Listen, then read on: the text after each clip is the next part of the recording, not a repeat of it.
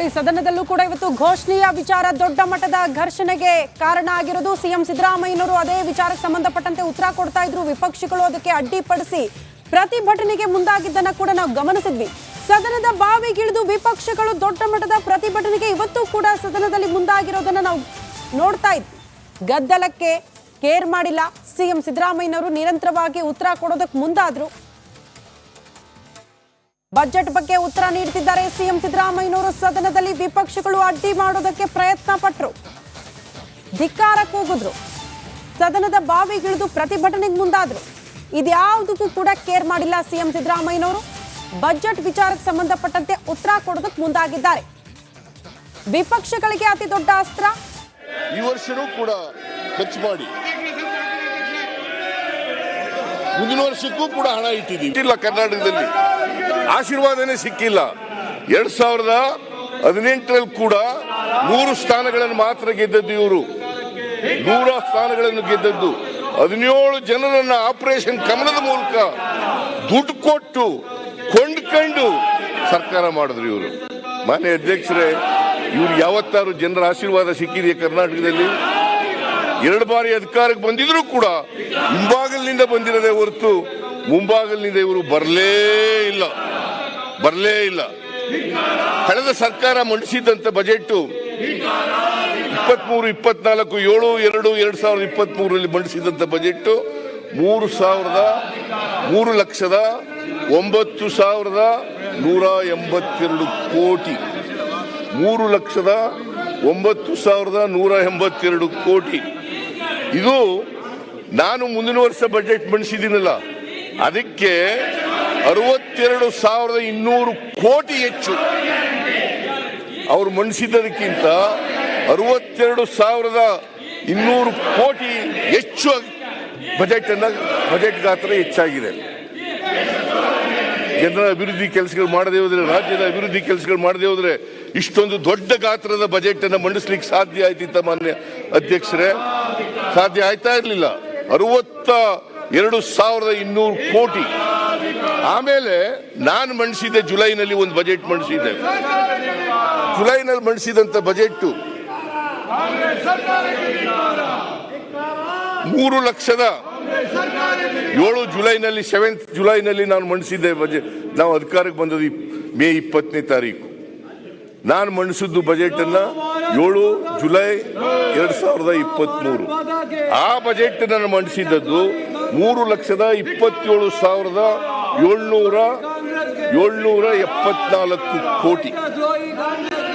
747 ಕೋಟಿ. 747 ಕೋಟಿ.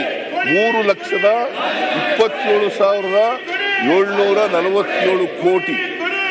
747 ಕೋಟಿ. 47 ಕೋಟಿ.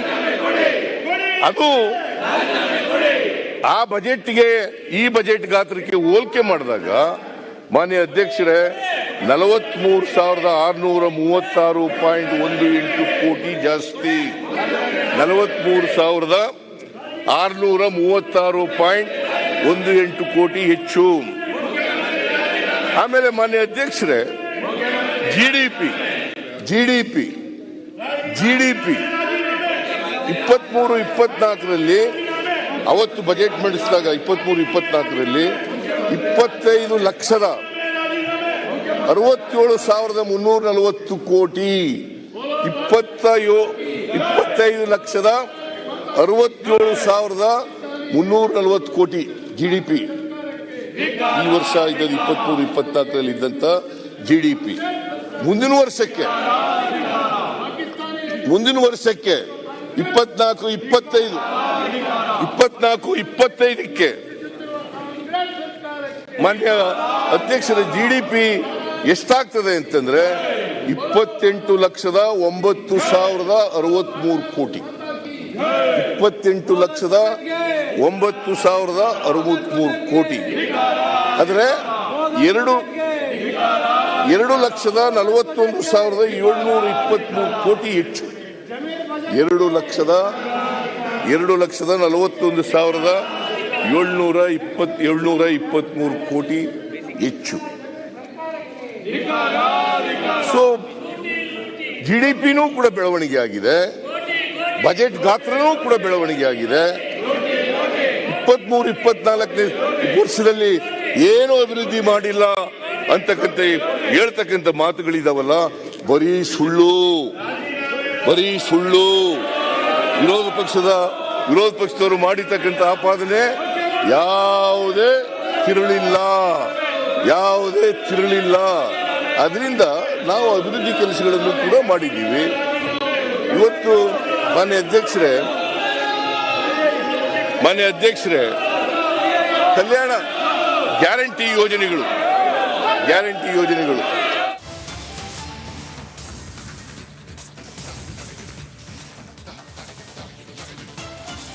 ಈ ಜೊತೆಗೆ ರಸ್ತೆ, ಶಿಕ್ಷಣ, ಆರೋಗ್ಯ, ರಸ್ತೆಗಳು, ಬ್ರಿಡ್ಜ್ಗಳು, ಶಾಂತಿ ಸುವ್ಯವಸ್ಥೆ ಮಾಡಲಿಕ್ಕೆ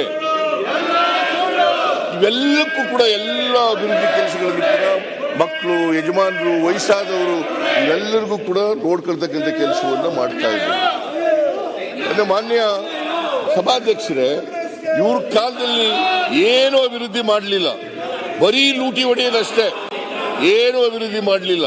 ನಾವು ಗ್ಯಾರಂಟಿಗಳನ್ನು ಮಾಡಿ ಅಭಿವೃದ್ಧಿ ಕೆಲಸಗಳಿಗೂ ಕೂಡ ಹಣವನ್ನು ಒದಗಿಸಿದ್ದೇವೆ.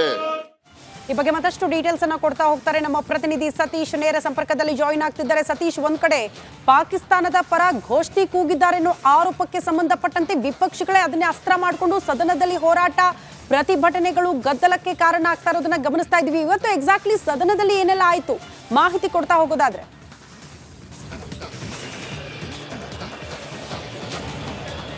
ಶ್ರುತಿ, ಇವತ್ತು ಬಿಜೆಪಿ ಕಡೆಯಿಂದ ಮತ್ತೆ ಪ್ರತಿಭಟನೆ ಮುಂದುವರ್ತಾ ಇದೆ.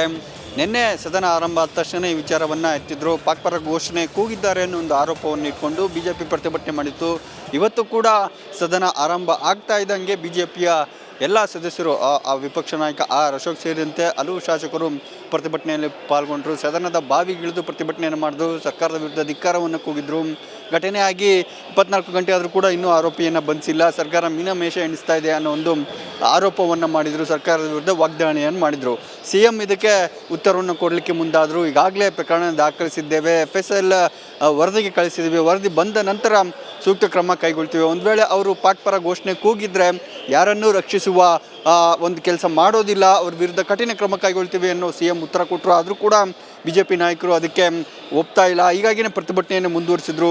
ಈ ನಡುವೆನೇ CM ಸಿದ್ದರಾಮಯ್ಯವರು ಬಜೆಟ್ ಮೇಲಿನ ಉತ್ತರಕ್ಕೆ ಮುಂದಾದರು. ಆಗಲೂ ಕೂಡ ವಿಪಕ್ಷ ಮತ್ತು ಆಡಳಿತ ಪಕ್ಷದ ಸದಸ್ಯರ ನಡುವೆ ವಾಗ್ವಾದ ನಡೀತು. ಸದನದ ಬಾವಿಯಿಂದಲೇ ಸರ್ಕಾರದ ವಿರುದ್ಧ ವಾಗ್ದಾಳಿಯನ್ನು ನಡೆಸ್ತಾ ಇದ್ರು. ಈ ನಡುವೆ CM ಅವರು ಉತ್ತರವನ್ನು ಮುಂದುವರಿಸ್ತಾ ಇದ್ದಾರೆ.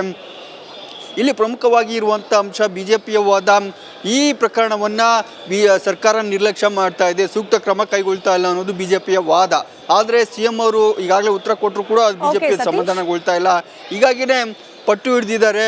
ಆ ಪ್ರಕರಣದ ಬಗ್ಗೆ ಸೂಕ್ತ ಕ್ರಮ ಕೈಗೊಳ್ಳಬೇಕು ಅನ್ನೋದು ಬಿಜೆಪಿಯ ವಾದ ಆಗಿದೆ. ಶ್ರುತಿ. ಓಕೆ ಸತೀಶ್, ಧನ್ಯವಾದಗಳು ತಮ್ಮೆಲ್ಲ ಮಾಹಿತಿಗೆ.